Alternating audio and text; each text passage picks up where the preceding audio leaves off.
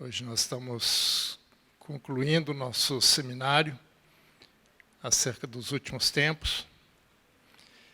Não é uma tarefa muito fácil, principalmente porque é muito extenso, tem muita coisa. Até hoje de manhã eu estava conversando com o pastor Fernando, ontem eu ministrei sobre Pedro, né? Dava para fazer um seminário só sobre Pedro, nesse assunto, capítulo 1, 2 e 3.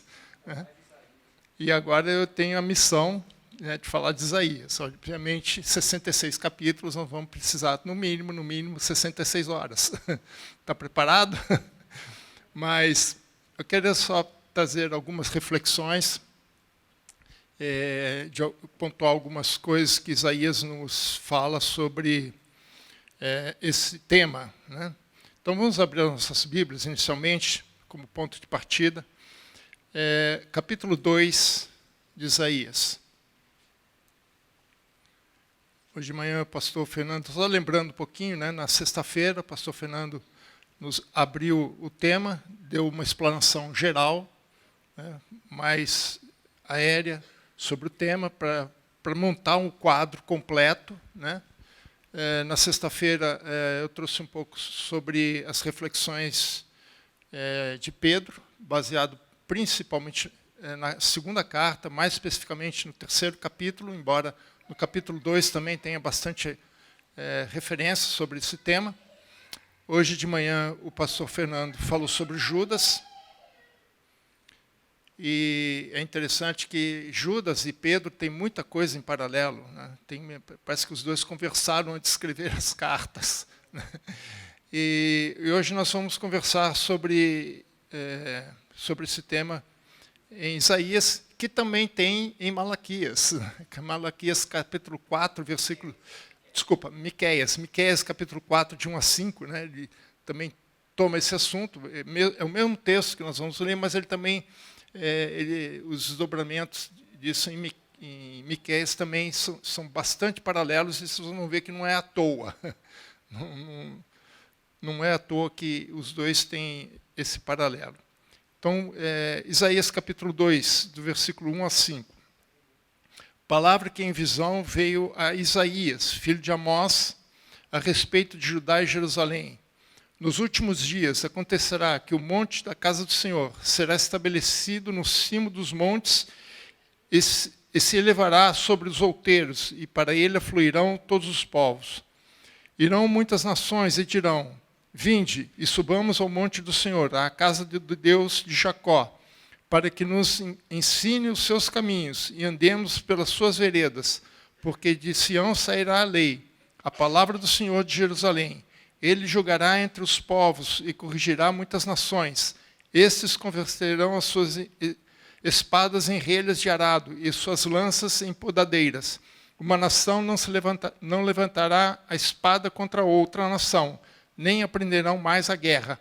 Vinde, ó casa de Judá, de Jacó, andemos na luz do Senhor.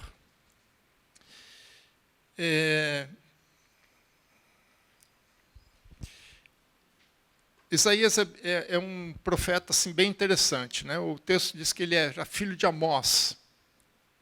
Não é o profeta Amós. Inclusive, embora o nome seja parecido foneticamente, mas eles escrevem de forma diferente em hebraico. São só coincidência na transliteração. Ele era filho, Amós era irmão do rei Ezequias. Portanto, Isaías era primo do rei Uzias, lá do capítulo 6, quando fala no ano que morreu o rei Uzias. Né? Então, eles eram primos. Ele profetizou, viveu, né, em volta de 745 a 695 a.C. Portanto, antes da queda de Jerusalém, mas ele viu a queda de Samaria, em 722. O texto dele é muito interessante, não só pelo conteúdo, mas pela qualidade literária dele. Né? É um dos livros assim, mais, em termos de estilo literário, um dos mais requintados, digamos assim. Os textos, muitas vezes, são embora ele escreva em prosa, ele é quase que poético, e nós vamos ver isso. Ele usa muitas figuras poéticas ao longo dos seus textos, né? E pelo fato de ele ser primo do rei, né, ele tinha acesso à corte, né? Ele era também chamado de profeta do palácio, porque ele tinha um acesso muito fácil por ser da família real, né? Ele não estava diretamente na linhagem de sucessão, mas ele pertencia à família real, né? Portanto, ele também era descendente de Davi. Ele foi contemporâneo de 3 grandes profetas. Um deles é Amós, o outro Amós, né? Oséias e Miqueias, né? Então, é por isso que os dois têm muitos paralelos. Eles foram contemporâneos, viveram as mesmas situações entre eles. Ele é chamado de o profeta evangélico. Por quê? Primeiro, que o tema central do livro é salvação, né? Nós lemos a abertura aqui, né, Isaías 43, né, que fala sobre isso. E o versículo 11, para mim, é o versículo-chave para você entender as profecias de Isaías, que diz assim: eu sou o Senhor, e fora de mim não há Salvador. Esse, para mim, é o tema central. Inclusive, assim, no hebraico é assim mesmo. Eu sou o Senhor. É enfático. E fora de mim não há Salvador, né? E o próprio nome de Isaías significa o Senhor salva. E é uma das variantes do nome Josué, Oséias e Jesus, porque Jesus em hebraico é Josué. Jesus já é uma transliteração vinda do grego, né? Então, Jesus em hebraico chamava Josué. Então, esses nomes, Oséias, Josué, aliás, Oséias era o nome original de Josué, que nós conhecemos da história, né? O braço direito de Moisés, né? Moisés é que trocou o nome dele, de Oséias, para Josué. Então, Josué, Oséias, Isaías, têm o mesmo significado. O Senhor salva. Então, quer dizer, o próprio nome dele é um nome profético. Então, por isso que ele é chamado o profeta evangélico, porque todo o evangelho está em Isaías. Você pode estudar Jesus somente através de Isaías. Só que ele não se trata só disso. Ele trata de também... A salvação não é simplesmente de morrer pelos pecados. A salvação é muito mais do que isso, né? E esse texto que nós vamos estudar nessa noite, ele fala sobre outros aspectos do Evangelho. Porque o Evangelho não é só salvação, mas é também juízo. Para quem? Para aqueles que recusaram a salvação. As pessoas são condenadas não porque elas são... Não é heresia, irmãos, eu vou explicar por quê. Não é porque eles são pecadores, mas porque eles recusaram a graça. É como uma pessoa que está doente, uma enfermidade, né, por exemplo, um câncer, alguma coisa assim, tem cura, pode ir lá fazer a cura, se salvar, tudo bem, mas se ele recusar o tratamento, ele vai morrer. Aí vai morrer de câncer? Não, ele morreu porque ele recusou o tratamento. Porque se ele tivesse feito o tratamento, ele não teria morrido. É essa a ideia. O pecado é um câncer na vida do homem, mas tem tratamento. Recusar leva à morte. Aceitar o tratamento mantém a vida. Esse é o ponto.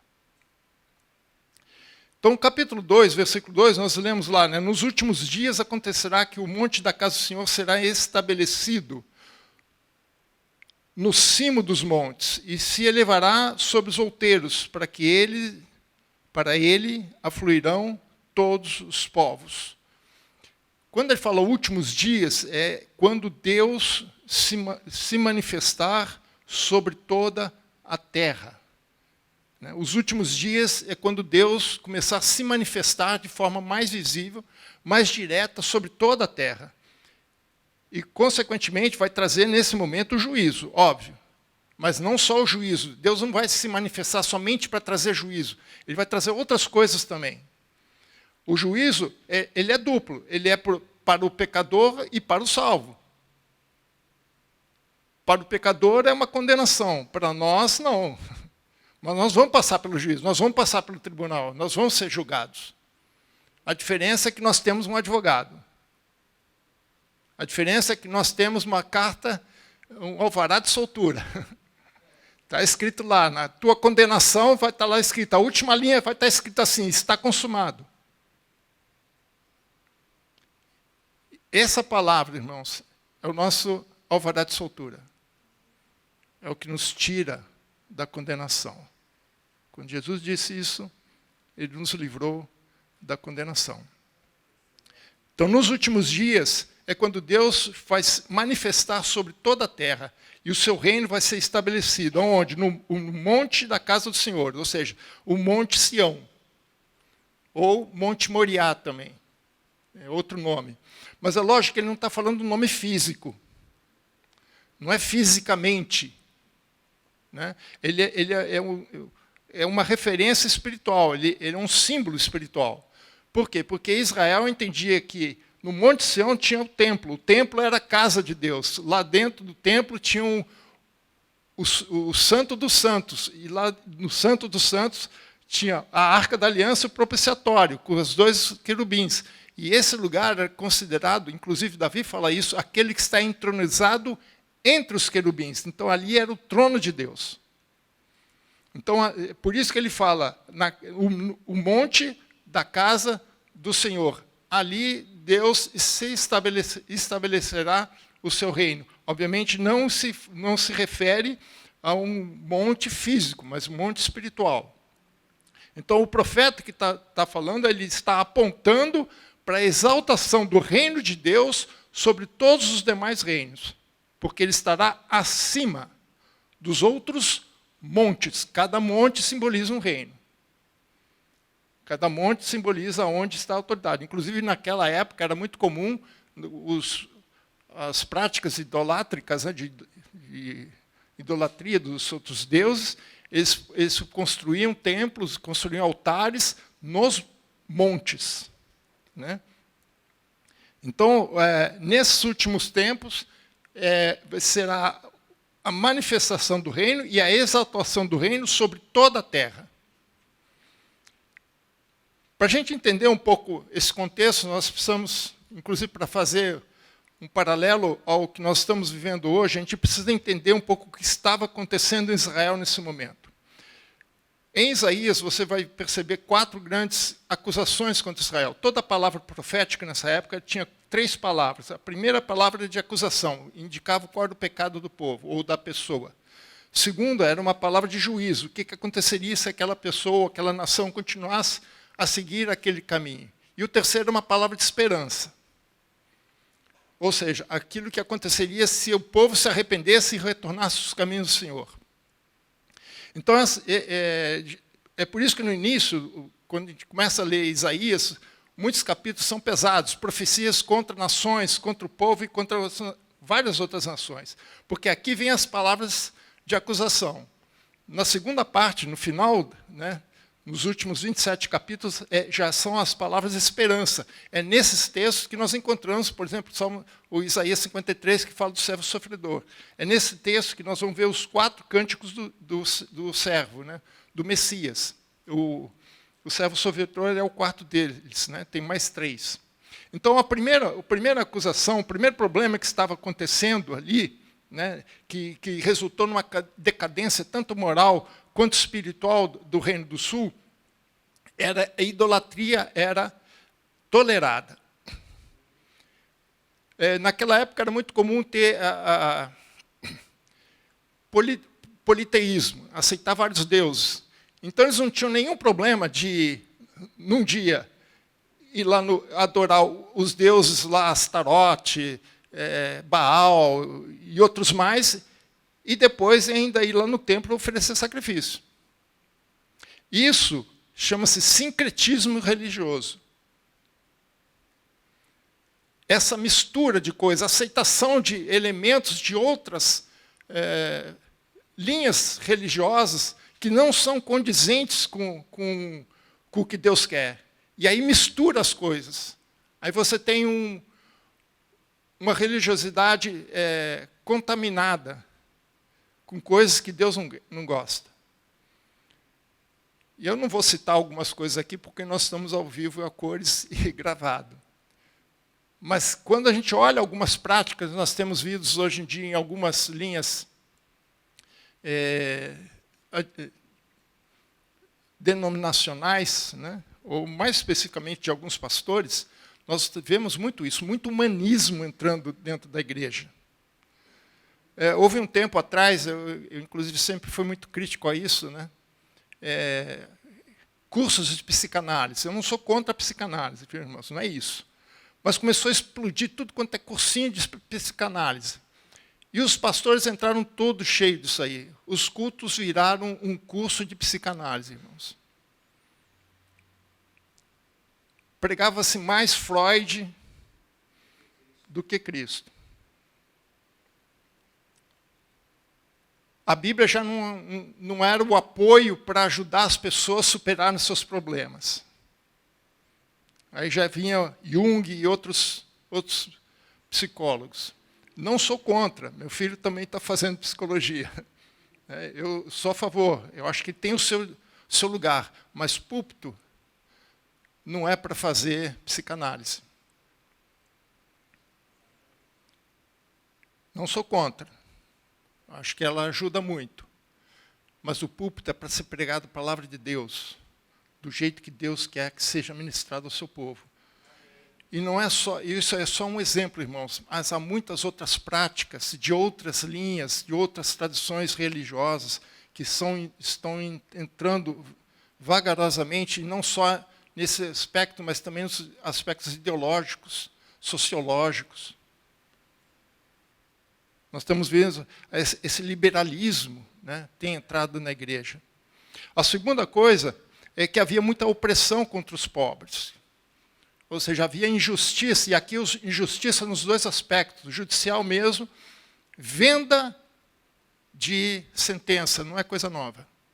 Naquela época já existia, corrupção no judiciário. E, consequentemente, a segunda injustiça social. Aqueles que eram lesados não eram recompensados por isso. Então, os pobres eram oprimidos por aqueles que deveriam protegê-los. O terceiro era imoralidade, encontrava espaço dentro da igreja. Depravação.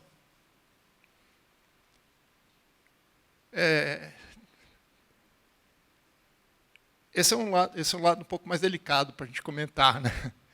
Porque teve um pastor aqui da região que foi preso por pedofilia.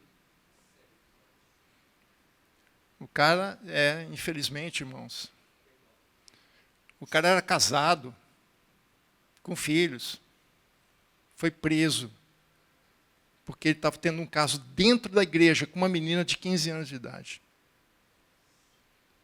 E aí, isso correu muito tempo e estava sendo aceito, estava sendo tolerado dentro da igreja. Até que alguém se levantou contra.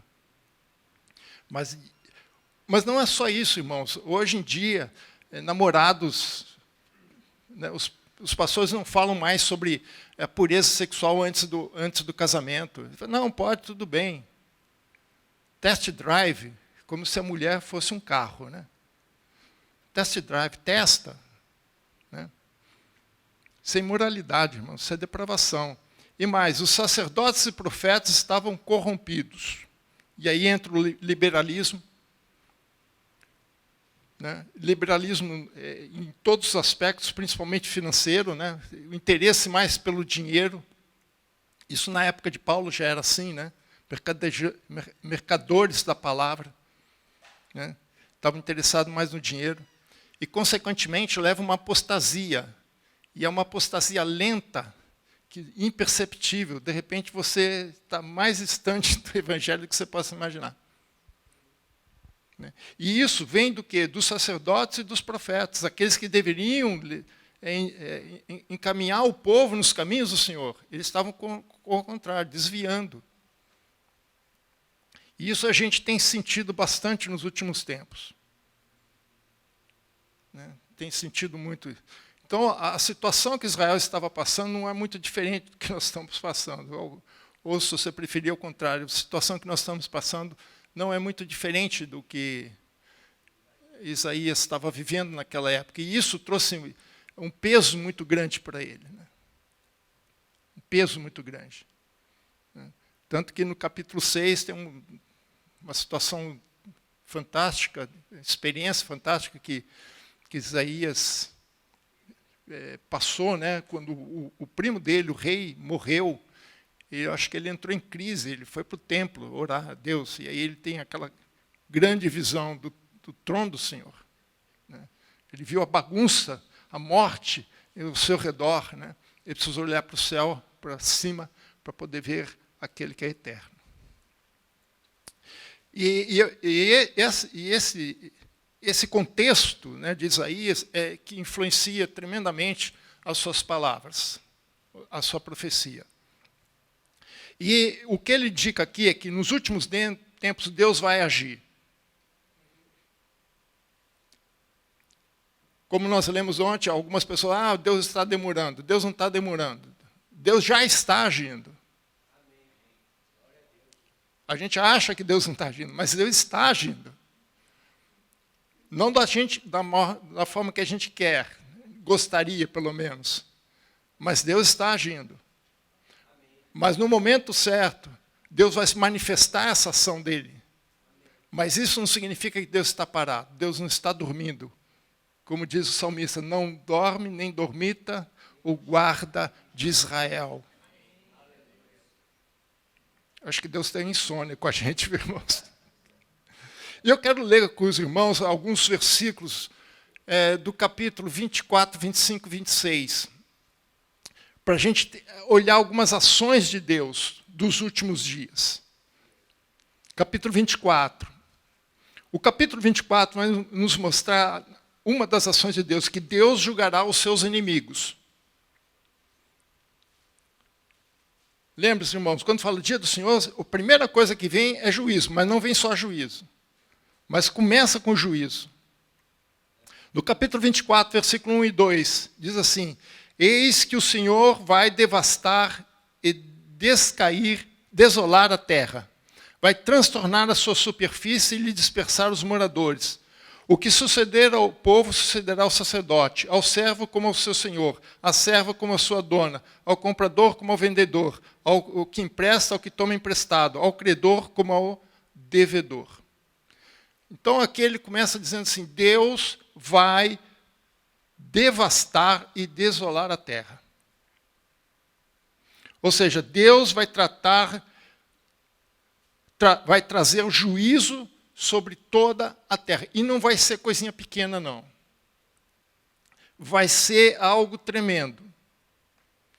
Vai ser algo terrível. Aliás, toda vez que fala sobre o dia do Senhor, ele fala, dia terrível, dia cruel, dia de escuridão. É dia de juízo, irmãos. E o alerta de Deus, dos profetas é para nós tomarmos cuidado, para não entrarmos em juízo junto com o mundo. É como nós já pregamos aqui, foge da Babilônia. Né? E mais, vai atingir todo mundo, independentemente da sua condição social, independentemente da sua condição econômica, independentemente mesmo se você for pastor ou não pastor. Veja que ele fala, olha, o que acontece com o povo será o sacerdote. Porque o sacerdote, naquela época, corresponde aos pastores de hoje. A gente acha que os levitas eram somente ministros de louvor. Não eram. Os levitas se tornaram ministros de louvor somente com Davi e antes. O que eles faziam? A responsabilidade dele, uma das responsabilidades dos levitas, era ensinar o caminho do Senhor, ensinar a lei para o povo. Por isso que eles não tinham uma província própria dele, uma área sua própria. Eles eram espalhados pela nação. Eles eram espalhados entre as outras tribos. Eles não tinham herança ali. Você pode pegar lá a lista das tribos de Israel, você não vai encontrar os levitas. Porque a função deles era estar espalhado pelo povo para ensinar o caminho do Senhor, ensinar a lei. Eles tinham que ser especialistas, eles tinham que ser os teólogos, tinham que ser os mestres da lei, para ensinar o povo. Se o mestre, o sacerdote não ensina o povo, o que acontece com o povo? É o que diz lá em Oséias, meu povo perece por falta de conhecimento. Mas quem é responsável por levar o conhecimento da palavra? O sacerdote. Então o que acontece com o povo? Isso acontece com o sacerdote. Então não é porque o cara é sacerdote que ele vai se livrar. Depois ele fala, o servo como a sua senhor. A serva como a sua dona. Porque naquela época tinha escravidão. Era dona. Não importa se o cara era rico ou pobre. Aí, o comprador e o vendedor. Aí quem é comprador aí ou quem é vendedor aí se cuida. Né? Quem empresta é porque tem dinheiro. O credor também tem dinheiro. Então o dinheiro não vai adiantar nada. Aquele que pegou dinheiro emprestado de você vai cair na mesma que a sua. Se você é credor ou de fiador, que seja o que for. Deus não vai olhar para a tua condição social. Condição econômica. O que vai acontecer é que todo mundo vai ser igualado diante de Deus, nada disso faz diferença, somos todos iguais. Porque o que coloca diante de Deus não é o que você tem, mas o que você é. Versículo 3, a terra será de toda devastada e totalmente saqueada, porque Deus é quem proferiu esta palavra. O que Deus fala, irmãos, vai acontecer. A palavra de Deus é a garantia do cumprimento do juízo sobre a terra. Isso aqui é um consolo para nós, irmãos. Porque se o homem que escapa da justiça dos homens, não escapa da justiça de Deus. Pode se livrar, pode vir lá um magistrado dizer olha, isso aqui está tudo inválido, livrar o ladrão da cadeia.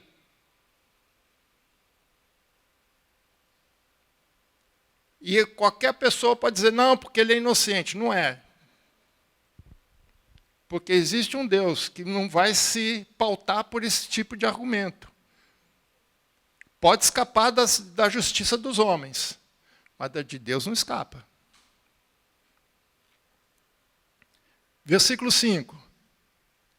Na verdade, a terra está contaminada por aqueles pecados. Né? Veja que ele comenta aqui. Por causa dos moradores, porquanto transgride as leis, viola os estatutos e quebra a aliança eterna. Aqui, irmãos, ele não está falando só do povo de Israel. Ele está falando de toda a terra, de todas as nações. É mundial isso aqui.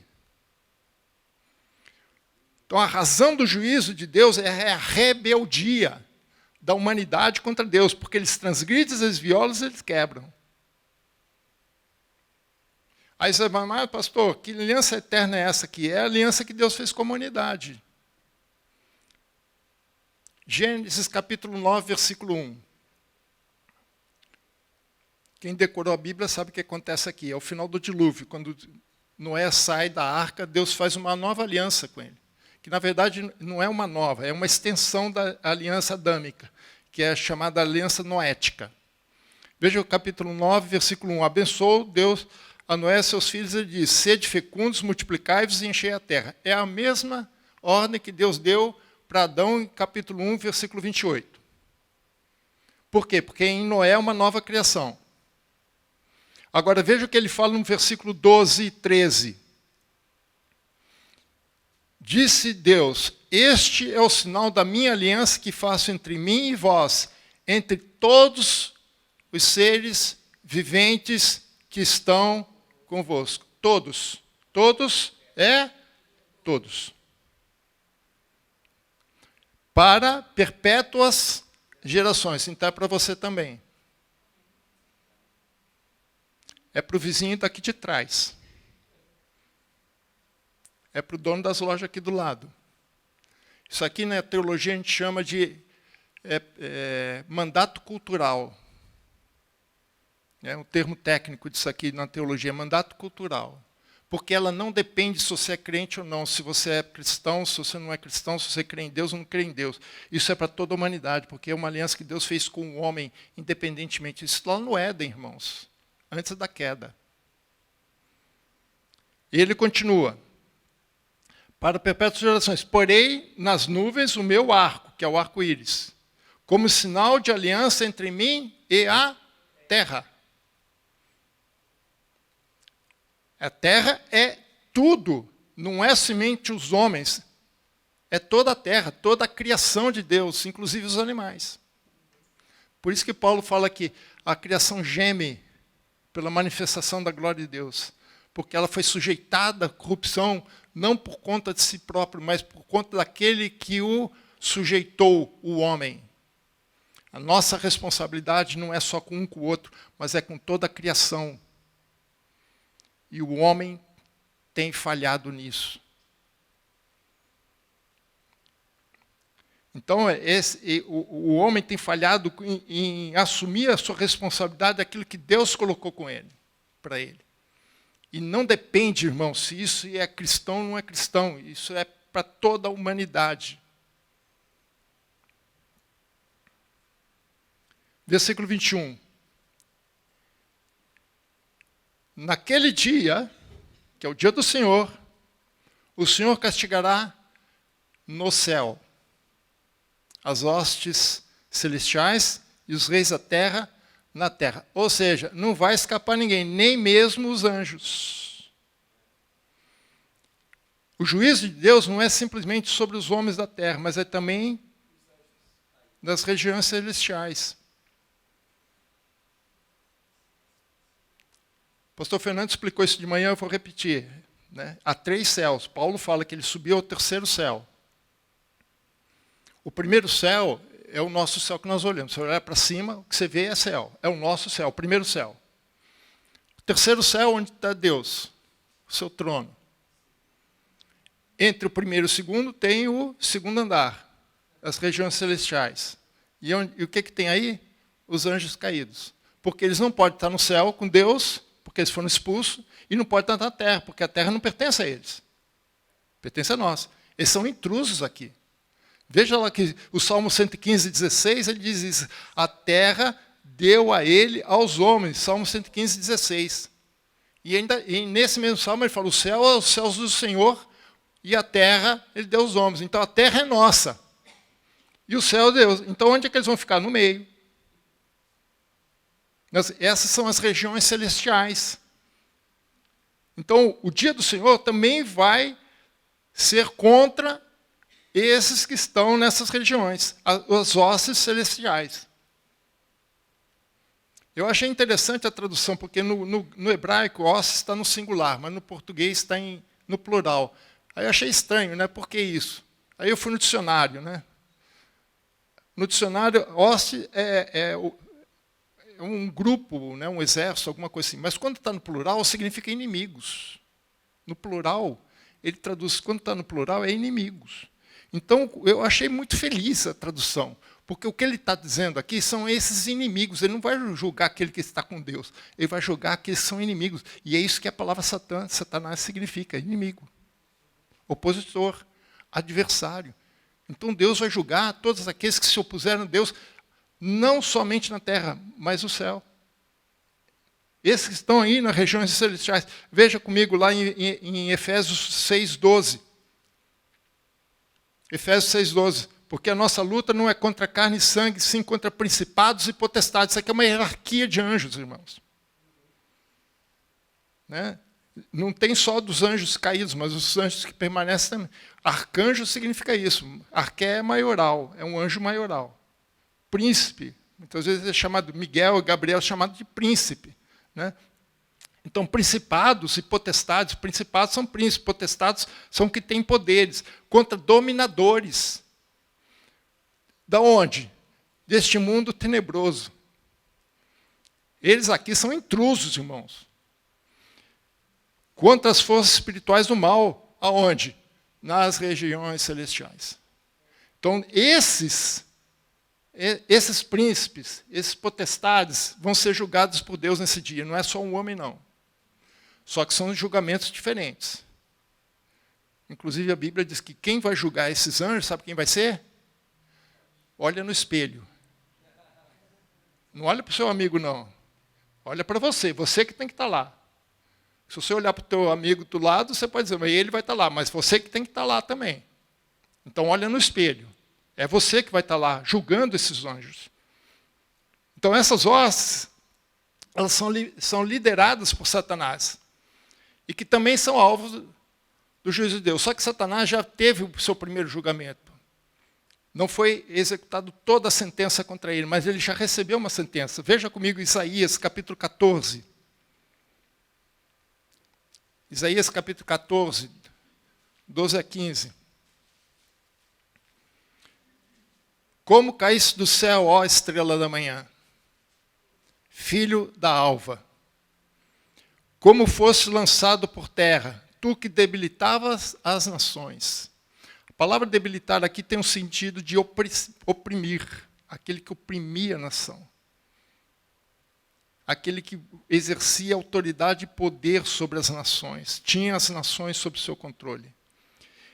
Tu dizias no teu coração, eu subirei ao céu acima das estrelas de Deus. As estrelas aqui não é estrelas físicas, são anjos, as forças espirituais, ok? Alguns lugares são estrelas físicas, mas aqui não. Aqui são anjos de Deus. Né? Acima das estrelas de Deus. Né? Exaltarei o meu trono, e no monte da congregação me assentarei. Ou seja, não seria mais uma trindade, seria uma quadrindade. Não teria 3 tronos, teria 4. E ele estaria junto. É isso que ele queria. E serei semelhante ao Altíssimo. Isso aí ele está querendo que toda a humanidade pense isso, que você é o seu próprio Deus.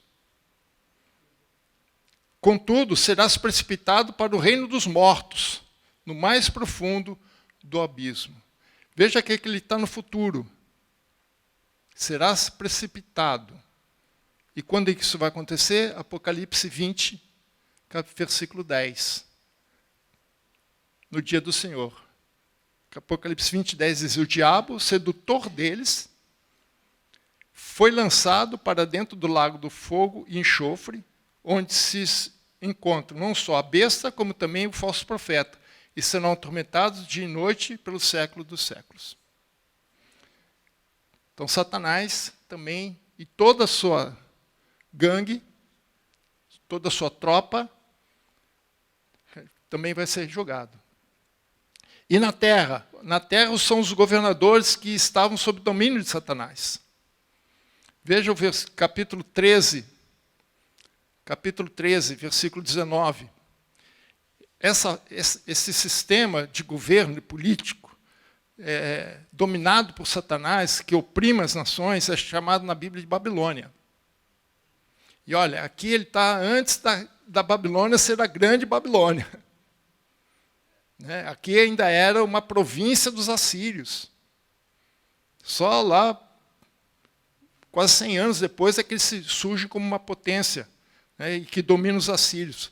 Babilônia, a joia dos reinos, glória e orgulho dos caldeus, será como Sodoma e Gomorra, quando Deus as transtornou. Essa Babilônia é esse sistema de governo que oprime as pessoas, que estão sob a autoridade de Satanás. Veja o versículo 22. As hienas uivarão nos seus castelos, os chacais nos seus palácios de prazer. Está prestes a chegar o seu tempo, e os seus dias não se prolongarão. Ou seja, isso vai acabar.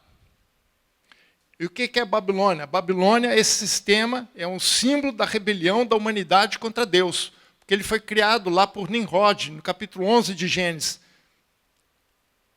E lá é chamado de Babel, mas em hebraico, Babel e Babilônia é a mesma palavra. É uma coisa só. É uma questão de tradução. Mas ela foi edificada justamente para ser contra Deus. Porque eles não queriam mais ser atingidos pelo dilúvio.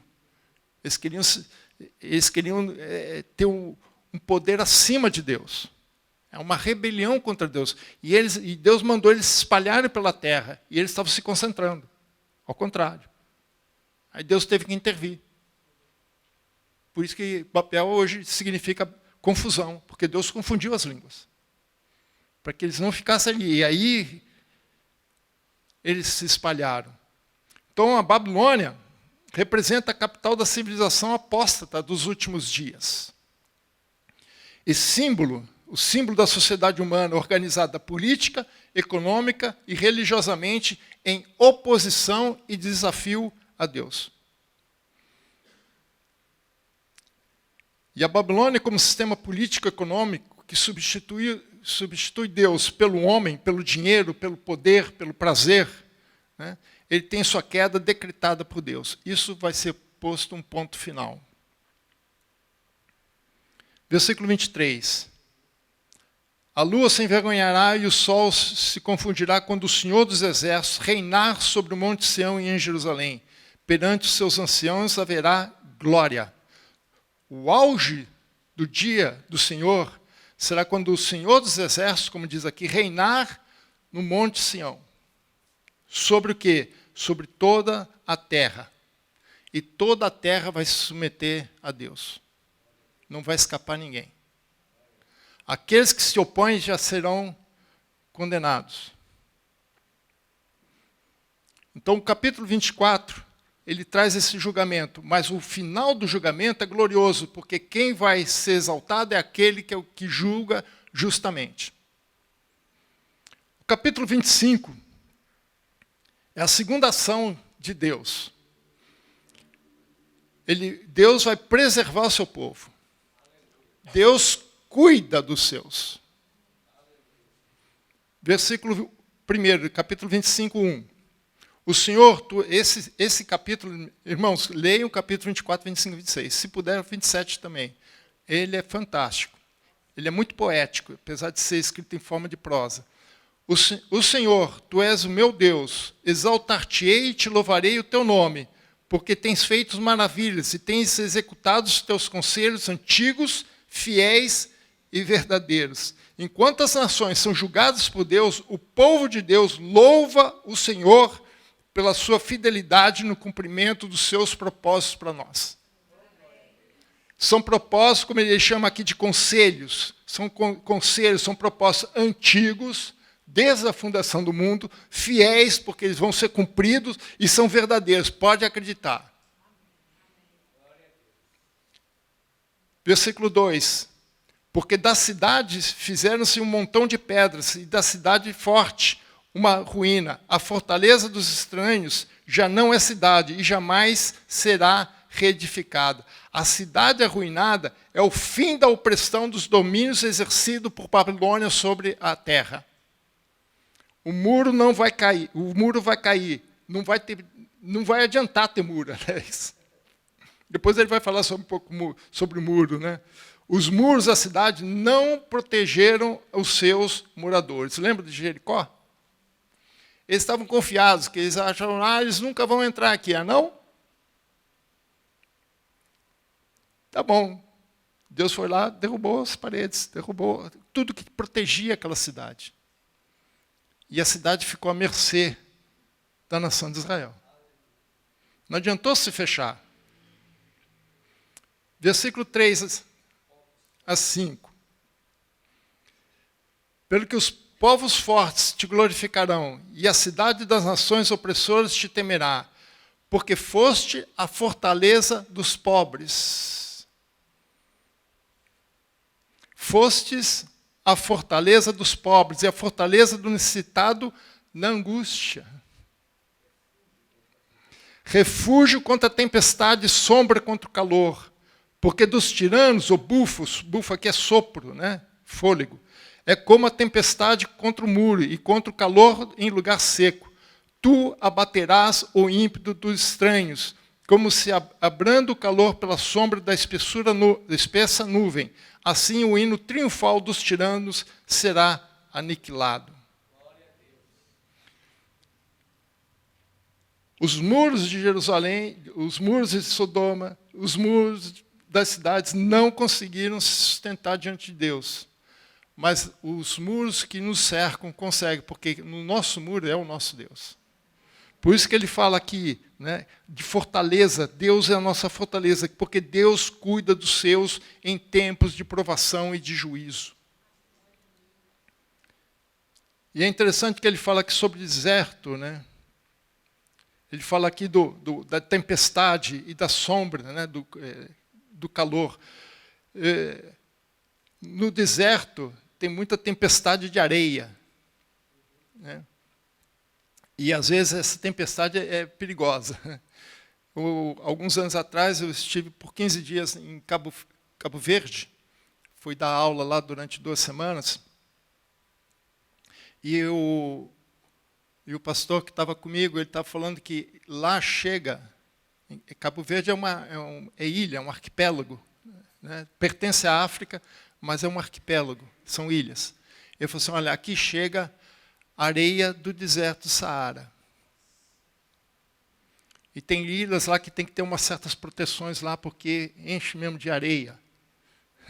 E isso, a grande distância, tem uma boa distância do mar até o continente.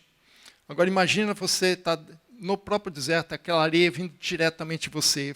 E muitas vezes os muros eram feitos para proteger dessas tempestades. E ele está falando assim, olha, eu vou proteger vocês contra essas tempestades. E quem já esteve no deserto sabe como é que é quente aquilo. E é interessante porque a temperatura varia muito, né? Assim, durante o dia é 30 graus, fácil, até mais. Quando baixa a noite, cai lá para menos de 10 graus. Porque não tem o que sustente o calor. Então é uma variação de temperatura muito grande no mesmo dia. Então ele falou assim, durante o dia, eu vou ser a proteção de vocês contra o calor. Pode vir tempestade, pode vir areia sobre você, pode vir o calor que for. Como ele fala aqui, o bufo dos tiranos. Que fala, o bufo dos tiranos é como uma tempestade, que vem com tudo para destruir você. Mas Deus diz assim, eu vou proteger você contra essas tempestades. É o que fala o Salmo 46:1, né? Deus é o nosso refúgio. Deus é a nossa fortaleza. Socorro bem presente nas tribulações. Versículo 6. O Senhor dos Exércitos dará neste monte a todos os povos um banquete. Falar de banquete agora é problemático, né? Com coisas gordurosas, uma festa com vinhos velhos, pratos gordurosos com tutano, vinhos velhos bem clarificados. Eu sei que a imagem hoje aqui fica meio complicada, né? Principalmente prato gorduroso, né? O pastor Fernando já ficou meio assim, né? O pastor Fernando não é muito de gordura, né? Eu conheci outras pessoas que era assim também. É pior até que o pastor Fernando, viu? Mas naquela época, o que ele está dizendo assim, carnes, assim, não é carne de segunda não, irmãos, é carne de primeira. O que Deus está dizendo é isso aqui. Maminha, picanha, né? Filé mignon. Né? É isso que ele está dizendo. É uma festa de celebração pela liberdade do povo. E quem vai dar não somos nós, quem vai dar é Deus. É um banquete, irmãos. Deus tem preparado um banquete para nós. Um banquete de festa. Aliás, o judaísmo tem muito isso de festa, né? E eles, quando falam de banquete, eles entendem o que é isso. A maior parte das celebrações judaicas é feita na mesa. A Páscoa, né, que é a principal festa deles, é na mesa, família, junto. Né? Mas é uma festa de celebração do que? Primeiro, da libertação do povo. Libertação da fome. É fartura. E eu não estou falando de quantidade, não. O profeta não está falando de quantidade, está falando de qualidade. Uma vida abundante para nós, em qualidade. É a libertação também da ignorância. Veja o versículo 7. Destruirá neste monte o quê? A coberta que envolve todos os povos, o véu que está posto sobre todas as nações.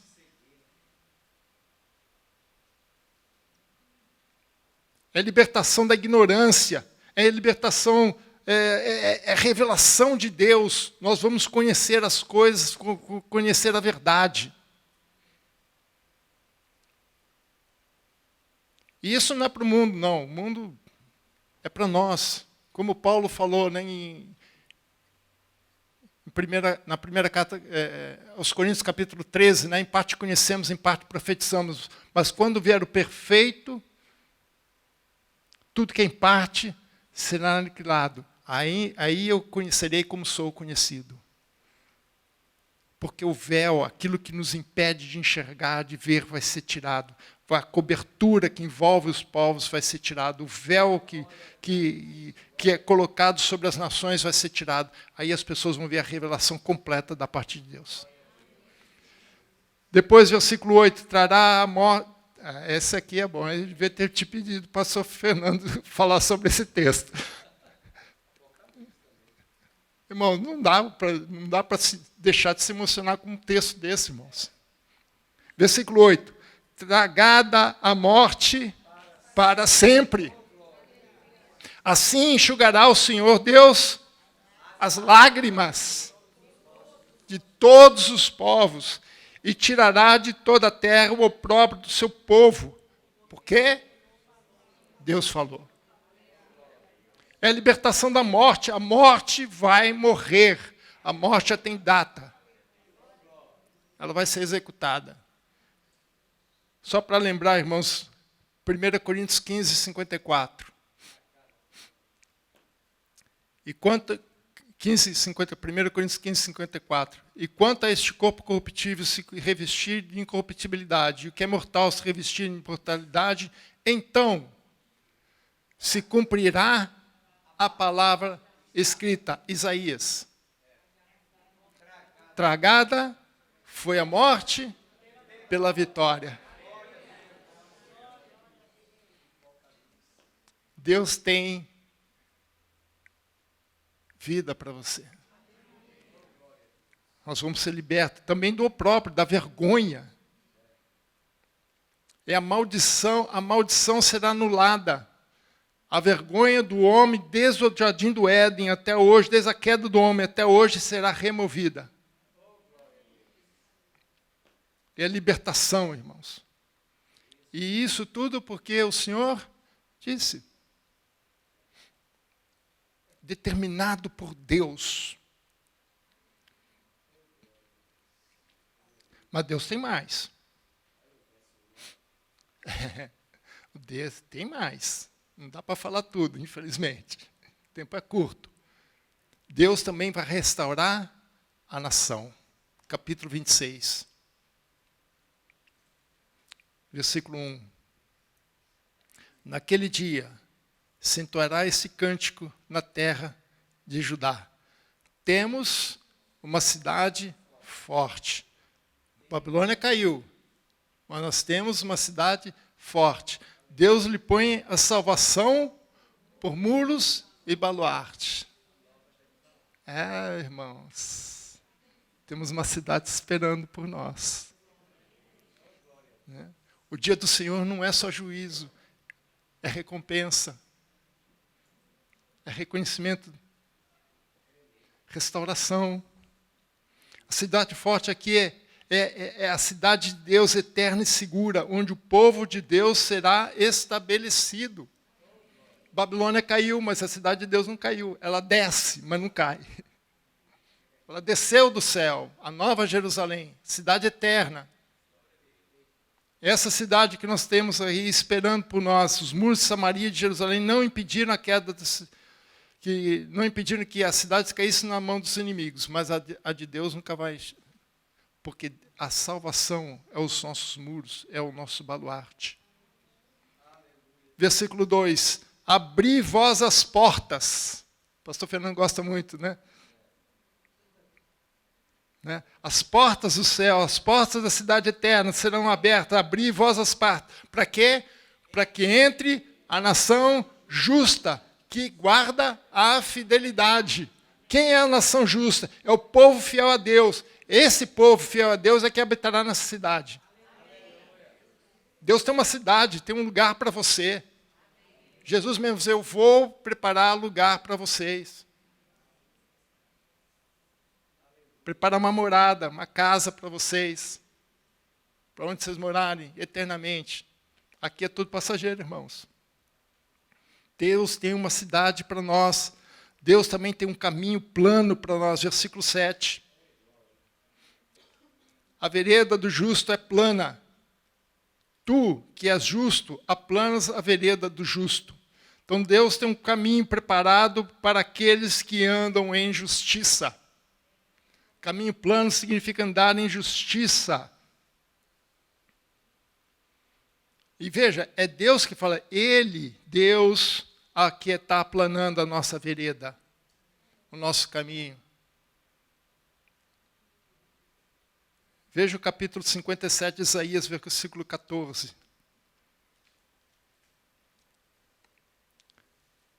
Dir-se-á, aterrai, aterrai, preparai o caminho. É Deus determinando para aplanar e preparar o caminho.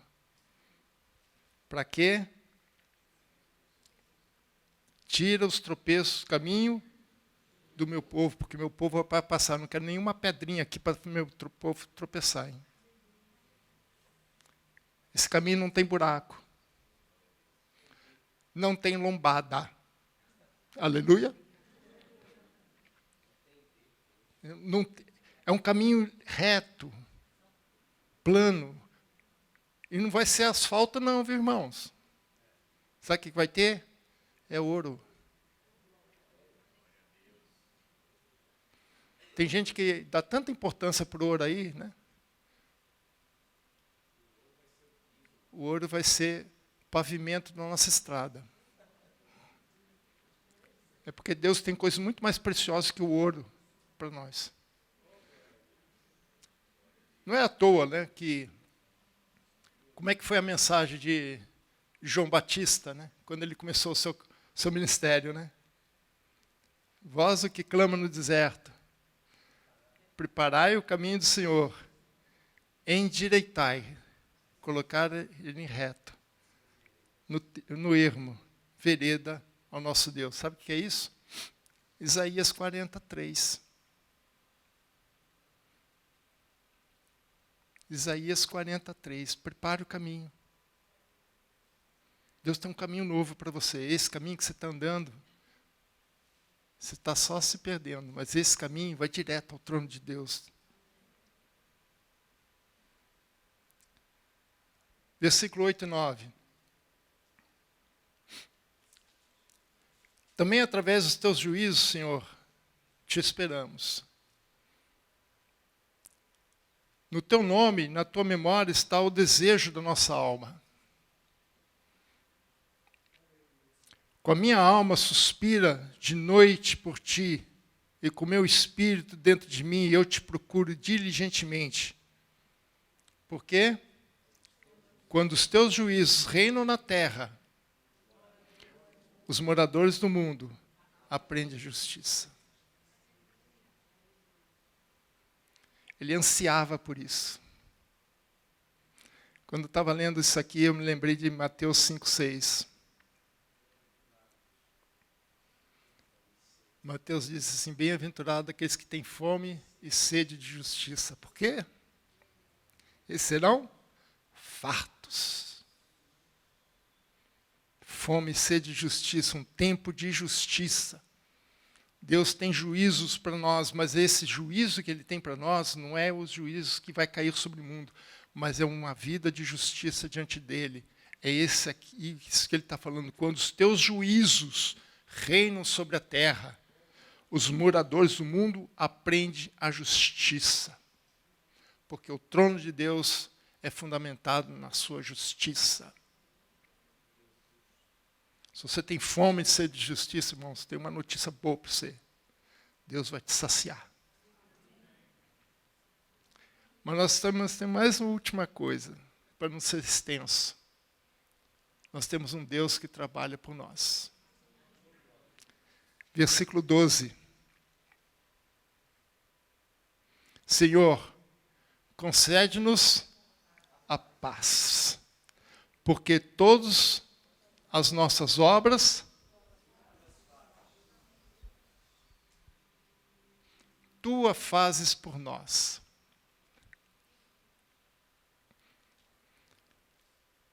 Capítulo 64, versículo 4.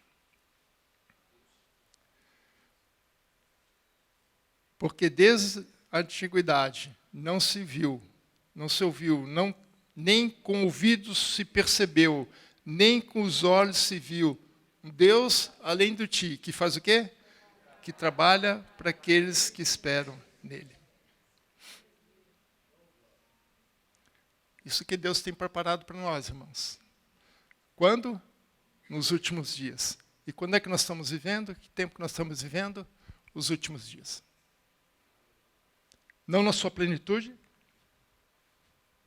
porque muita coisa ainda vai acontecer, mas nós já estamos vivendo os últimos dias. Deus já está trabalhando por nós. Deus já está conosco. Por isso que o nome dele será Immanuel, Deus conosco. Então Isaías não traz só juízo para o mundo, mas traz esperança para nós, alicerçando a nossa fé, a nossa esperança, a nossa expectativa, o nosso ânimo. Vai vir coisa pela frente, mas devemos estar firmes no Senhor. Deus está contigo. Deus está conosco. E Deus nos vai levar à vitória. Amém? Eu quero terminar lendo Isaías, capítulo 33.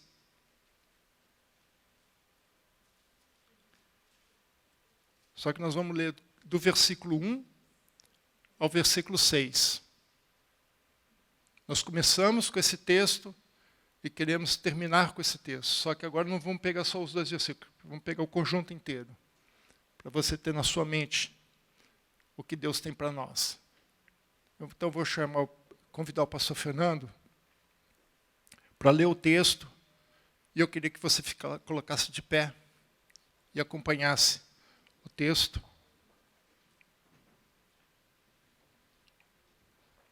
Que é um texto de Isaías, né? De 1 ao 6. Ai de ti, destruidor, que não foste destruído, que procedes perfidamente e não foste tratado com perfídia. Acabando tu de destruir, serás destruído. Acabando de tratar perfidamente, serás tratado com perfídia. Senhor, tem misericórdia de nós. Em ti temos esperado. Sê tu o nosso braço, manhã após manhã, e a nossa salvação no tempo da angústia. Ao ruído do tumulto fogem os povos. Quando tu te ergues, as nações são dispersas. Então, ajuntar-se-á o vosso despojo como se ajuntam as lagartas.